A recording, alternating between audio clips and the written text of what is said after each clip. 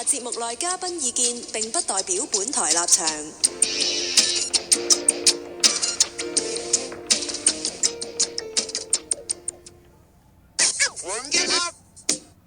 散戶奇兵，好，又翻到嚟星期四嘅散戶奇兵啊！咁依然有凌晨 Louis 同埋身邊嘅全職交易員 Jack Sir 喺度嘅。咁啊 Jack Sir 亦都有個 Facebook page 叫做股票期權，咁大家可以參考一下啦。Jack Sir 你好，Louis 你好。咁啊 Jack Sir 亦都係一個好資深嘅一個即係期權投機者啦。咁啊都有20年嘅一個投機嘅一個期權嘅即係一個投機嘅經驗啦。哇，咁即係通常啲人都會唔係好了解期權，覺得期權係一個好複雜嘅嘢，大家都中意玩窩輪啊、玩牛熊證嗰啲，即係好多時候嘅，即係好多朋友都就算即係我見好資深啦，即係炒咗十幾廿年股票，都仲係玩牛熊證同埋窩輪嘅，我都真係不解嘅，因為實在嚟講，期權咧有好多嘅優點啊，可以 cover 到即係市面上一啲衍生工具啊嘅一啲嘅不足嘅。咁啊，呢啲就即係暫且就可能下一節再討論啦。咁我哋先講下，俾大家認識下期權，因為之前都講咗好多大事，咁但係有好多聽眾都唔係好明白，究竟你哋講緊啲咩啊？即係你邊隻股份升，邊隻股份跌 OK 啊？但係你要賭隻股份唔升或者賭隻股份唔跌就唔係好明咯。咁所以我哋今次咧就基礎少少咁啊講，首先由淺入深講咗期權嘅4式，即係4種嘅一個好基礎嘅玩法，就係 long call、long put、short call、short put。咁我大致可以再分細啲，就係咪就作大範圍少少，就係其實期權得 long 同 short 嘅啫，係嘛？係啊。咁就先講咗 long 先啦。long 究竟係啲乜嘢咧？咁點樣構成佢嘅價值嘅咧？嗱，long 其實真係買入咁嘅意思啫。long 即係持有或者買入啦，或者 buy 啦。係啦。咁亦都可以用喺咩地方咧？主要就係我哋譬如買日認購輪或者買期貨，或者都用 long， 其實都可以用 long 嚟代表嘅。咁股票亦都可以啦，或者 long 咗啲倉喺樹咁樣，唔一定係 long call 嘅。咁我記得之前咧有上堂咧，有一位同學問過我，佢話long 係咪真係做長線 short 係咪真係做短線咁樣？咁其實照字面嚟睇咧，如果未學過期權，真係可能會誤解嘅。咁我亦都係第一次聽到咁嘅問題。咁其實聽到啲問題對我係好嘅，因為我知道佢哋個理解嘅能力啦。咁long 其實真係買入無論 long call 係真係睇升。咁long call 即係其實同認購輪一樣啦，買入啲窩輪認購輪。咁 long put 即係睇跌，即係買認沽輪咁嘅意思。咁 short 咧 short 嗱，大家可能就比較難少少理解。如果未做過 option 嘅話，咁好多人淨係識買升買跌。咁 short 嘅話咧，真係唔short call 真係唔睇升。我 long call 就睇升啊嘛 ，short 真係賣出啊嘛，真係賣出或者沽空啊嘛，賣出或者沽空真係唔睇升。如果 short put 嘅話咧，真係唔睇跌咁嘅意思。咁原則上咧，我哋做窩輪咧，淨係得兩種，一係睇升，一係睇跌。如果佢係慢慢跌或者慢慢升，你兩種都係輸噶啦。咁 long call 喺期權市場亦都係啦 ，long call long put。如果佢係升得好慢咁或者跌得好慢，好似最近啲內險股咁跌得好慢，咁佢咧你 long call long put 都係輸噶啦。咁點先可以贏咧？你可以做 short call short put，多個選擇啦。咁呢個咧其實咧個層次咧係高過嗰個窩輪牛熊嗰啲好多嘅。咁你可以做，既然可以做先 long 或者先 short， 即係先買入或者先賣出咧，咁咧個市場就會公平噶啦。個報價就會公平，因為大家有買有賣，同股票一樣，佢唔會好似窩輪咁樣，你淨係可以先賣，跟住再賣出平倉，先 long put 先買啲認沽輪，跟住再賣出平倉。咁期權市場佢係可以做4式噶嘛。咁呢4式咧你變咗可以任何時間都可以先買後賣，即使買即使賣都得嘅。咁變咗呢個市場咧就交易咧就會好熱絡，就會好公平，就唔會需要話有啲唔肯報價嘅咁嘅情況，因為我哋亦都可以計到個價錢係幾多。再深入少少就啱啱再講翻先。咁你long 就係買入啦，即係簡單啲用中文去意思去解啦，唔好話 long 定 short 啦。long 就係買入一啲嘢，其實買入啲咩嘢咧都係可以解做 long 嘅，即係其實好似你本身買開股票嘅正股嘅， long 即係代表你買入，即係如果你喺 bid ask 嗰度咧，你就係撳右邊嗰個，即係直接掃，即係直接攞一啲市面上沽出嚟嘅貨。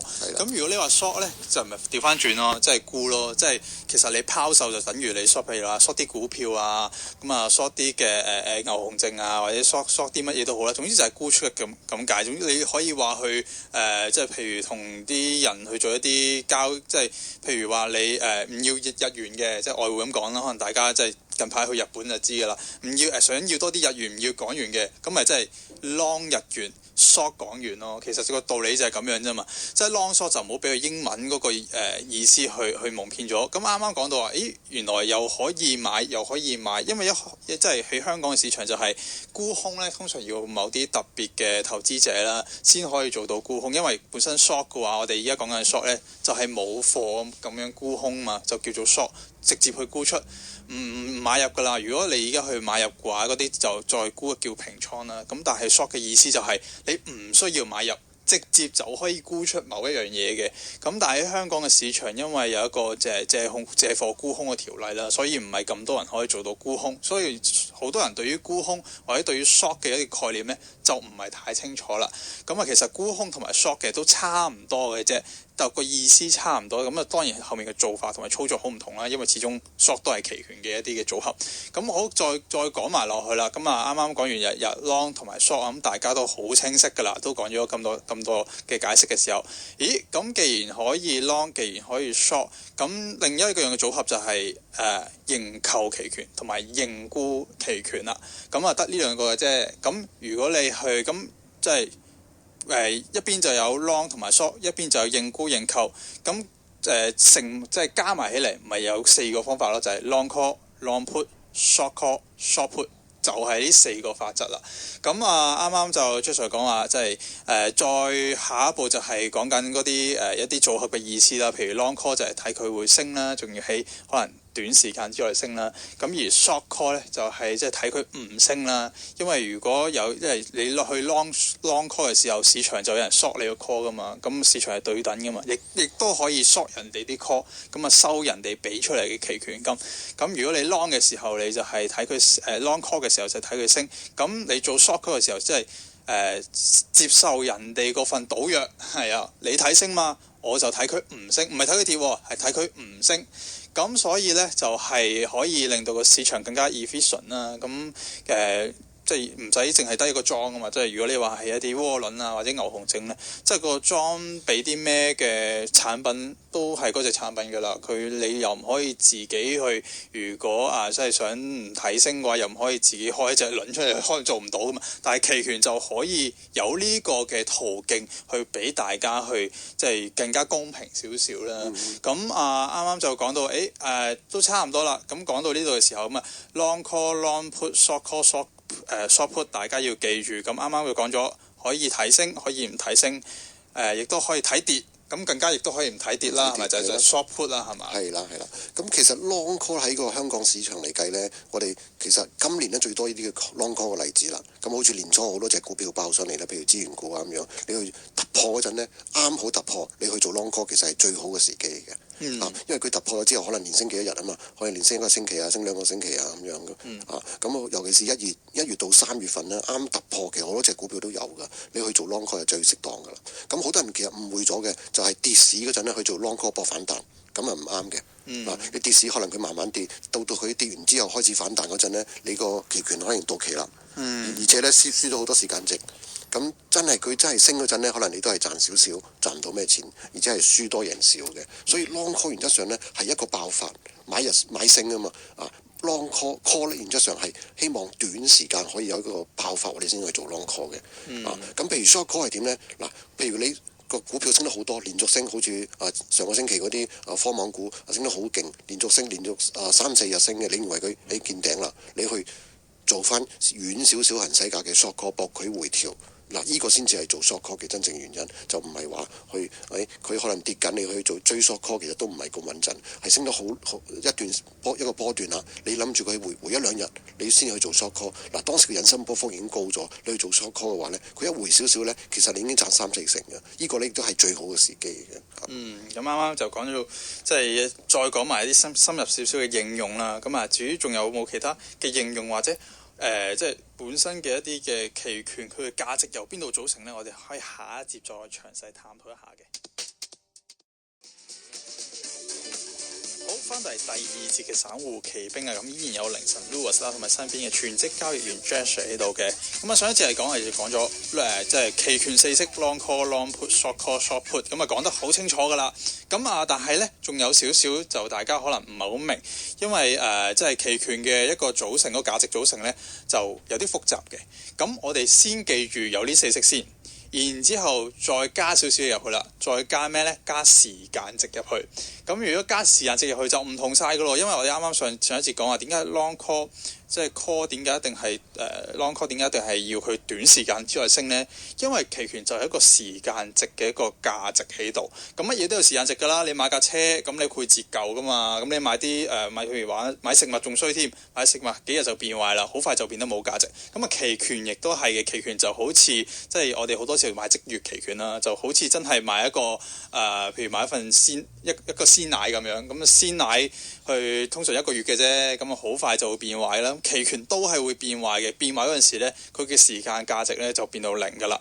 咁大家就要留意住，咁期權仲有好多價值啦。咁我哋先講咗，先加入咗時間值去探討一下，咁大家就會了解好多㗎啦。咁啱啱講啊，long call 嘅時候，咁應該係搏短時間去上升啦。咁個時間值嘅即係佢會點樣去變化呢？即係譬如有啲人話月頭嘅時間值就多啲，月尾嘅時間值就少啲。咁啊，係咪一個慢慢遞減嘅一個狀態呢？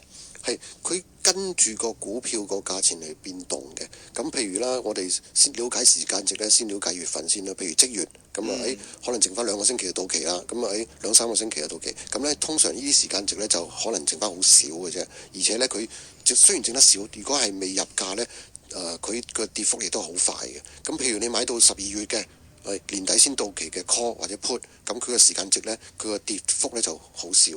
平均起嚟，大家知道啦，跌幅比較細啲嘅。咁所謂咩叫時間值呢？我哋先了解啦。咁譬如用呢個騰訊嚟計，譬如240蚊，騰訊而家係240蚊，你買一個250蚊嘅 call， 250蚊佢未到啊嘛，佢未升到，只係一個期望。咁個250蚊嘅 call 呢係只有時間值，冇內在值嘅。咁調翻轉，我買 put， 騰訊220蚊嘅 put 好低，我諗住佢大跌嘅假設。咁個220蚊佢都有價值嘅喎。你都要可能要5毫子或者1蚊去買呢個 put 認呢個權利。咁點呢個1蚊係點樣嚟嘅呢？呢1蚊就係呢，剩翻嗰嘅時間，假設5月份啦，剩翻嗰3個星期嘅時間，佢跌穿230蚊嘅機會係值1蚊嘅。咁呢個呢就係時間值啦，因為佢冇內在值啊嘛。另外一種內在值呢，咩叫內在值呢？我哋好簡單嘅計數。咁譬如啦，你認為港交所會跌，你買入一個195蚊嘅 put，佢真係跌到落191蚊喎。咁呢195蚊嘅 put 呢，可能值5蚊喎。我哋先要計內在值，內在值呢就係195同191之間呢，因為佢係 put 啊嘛。你195行使而家估計係191，所以呢中間有4蚊嘅內在值。但係呢，佢個195蚊嘅 put 呢係唔止4蚊喎，可能係4個半啦，可能係5蚊喎。咁多出嚟扣除內在值嗰啲呢，剩翻嘅就全部都係時間值啦。所以呢，我哋可以簡單講就係入咗價嗰啲呢，就有內在值，如果未入價嗰啲 call 同埋 put 呢，全部都係時間值嚟嘅。咁一個時間值我又可以有啲即係補充喎，因為時間值嘅話，其實就係等於你要付出幾多個成本去取得個機會率係啦，因為如果時間越長嘅時候，機會率一定係多啲㗎啦。即係譬如話騰訊由240蚊升到270蚊嘅，咁你可能一個月話未必到成30蚊，但係你2個月得啦啩，3個月得啦啩，4個月得啦啩。咁啊，隨住個機率越嚟越大嘅時候，你所要付出嘅成本咪越嚟越多咯。而你所要付出成本越嚟越多嘅時候，嗰個咪就係時間值咯。因為你短時間嘅你機會率一定低，咁你付出嘅成本一定要少啲啦。你冇理由個機會率咁低都要俾咁多錢啩，係咪先？咁如果你話時間多啲，機會率高啲，咁我咪要俾貴啲咯。呢啲就真係好公道嘅。咁啊，期權就係一個咁公道嘅一個嘅玩意啦。咁另外，啱啱 Joshua 又講到，再加多樣嘢啦，時間值之外呢，仲有呢就係內在值啦。期權亦都有時間值加內在值，再加其他嘢啦。咁但係呢樣嘢就非常之重要啦，已經差唔多識晒。如果你識明瞭咗呢樣嘢嘅話，咁啊再加埋內在值。內在值點樣計呢？就譬如話，因為我哋講緊期權一種權利嚟噶嘛。咁如果我哋話講 long call 先啦，啱啱就講到話騰訊咁我譬如話有好多行使價噶嘛，有期權好多行使價。咁如果我揀245蚊或者250蚊，250蚊啦嘅一個行使嘅期權呢，咁啊 long call 嘅話呢，咁如果當佢到期嘅時候呢，咁騰訊升到260蚊嘅。咁260蚊減250蚊，咁咪多咗10蚊嘅價值咯。咁啊10蚊價值，你既然睇得中嘅，咁就應該你就要賺咗10蚊啦。而呢10蚊咧就係講內在值啦。係啦，其實好簡單啫，即係你如果有條 formula 嘅，有條 formula 就係個現價減你嘅行使價，就等於個內在值啦。咁啊分咗認購期權先啦。咁啊現價減你嘅行使價就等於你嘅內在值啦。咁如果認沽期權嘅，咁就反方向，因為你係向下，咁你即係搏佢會跌噶嘛，咁就要調翻轉，咁就認沽期權嘅一個行使價減翻現價，就等於你內在值啦。咁啊，其實都係一個即係唔難明嘅一個嘅概念嚟嘅。仲有冇補充啊 Joshua 關於內在值？